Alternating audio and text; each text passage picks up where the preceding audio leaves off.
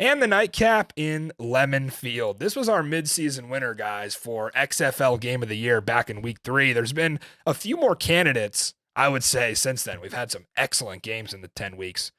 But when these teams get together, you can expect some real bad blood. Let's put the playoff scenario a little bit aside for a second and just talk about these two teams playing football and not math, for lack of a better explanation.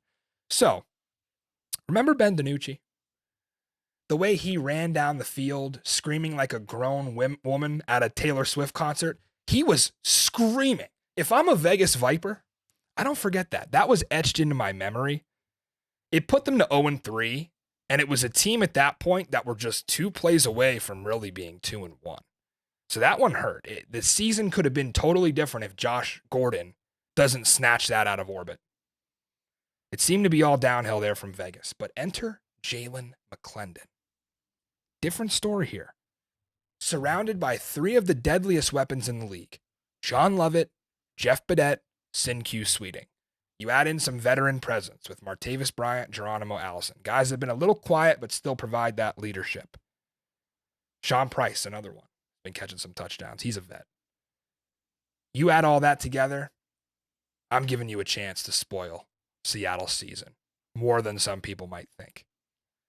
Hoping to be the spoiler rather than the spoiled, Jim Haslett and the Seattle Sea Dragons head in the clouds after a 30-12 whipping of St. Louis in the Dome. Number 1 passing offense, most experienced coaching staff by miles.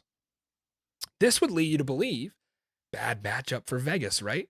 What are some of Vegas's weaknesses? The secondary has not been great. They've been better last couple of weeks, but full body of work, not so good. And their coaching inexperience, first-time head coach against Jim Haslett, who 23 years ago was the NFL head coach of the year.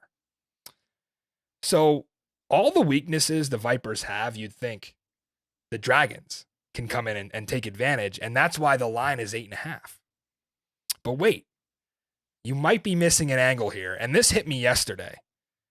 When we bet on any sports, we look at teams, at least I do, and we look for a team that maybe had their best effort all season. And I have some examples for this. Obviously, Seattle going into St. Louis week 9 was the best game they played all season. Another example, DC week 6, Monday Night Football. They light up Houston, all 3 facets dominated. What did they do the week after? Fell flat on their face and lost as a 10-point favorite to the Orlando Guardians, who were previously winless. Another example, Houston Roughnecks. Set the record for all-time points in XFL history with 44 against Orlando week 4.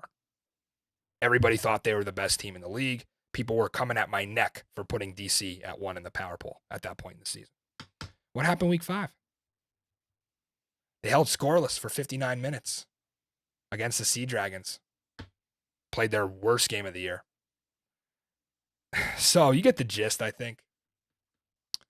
Can Seattle follow up the performance that they had in week 9 and do enough to cover against the Vegas Vipers here? I don't know. That number is gigantic. So before you lay points with Seattle, remember, they were also 9.5-point favorites against Orlando. Did not cover. This team, 3-4 against the spread as a favorite. There's more working against them. I know Zook is not liking to hear this. Distractions. I would rather be St. Louis and play Saturday, and I think Zook would agree. This is a lot of pressure, knowing the numbers. And the way that this ESPN broadcast runs, if I'm Harry Douglas, or if I'm one of the sideline reporters for ESPN, I'm going right up to Ben DiNucci or Jim Haslett. I don't really care. I'm not scared to, because you're giving me access. I'm going right up to one of them, and I'm saying, are you guys aware you need X to make the playoffs, or your defense needs to give up X to make the playoffs? I'm just going to get the reaction right out. Now, the players or the coaches aren't going to be happy about it, but that's your job. As a sideline reporter, you got to get reaction.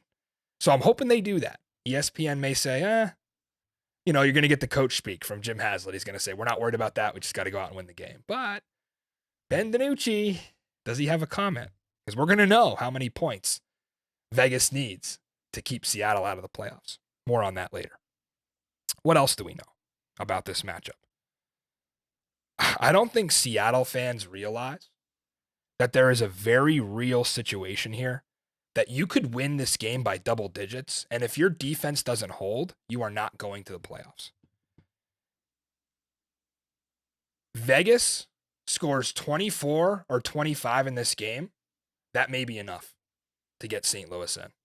So this is a lot of pressure, and I can't express how excited I am to be sitting here and already knowing from our Tuesday show all the tiebreakers, and on Sunday night watching Chris Zook sweat this out by the number. Everything's going to matter. Game of inches, field goals, 1-point conversions. Will June Jones go for 3?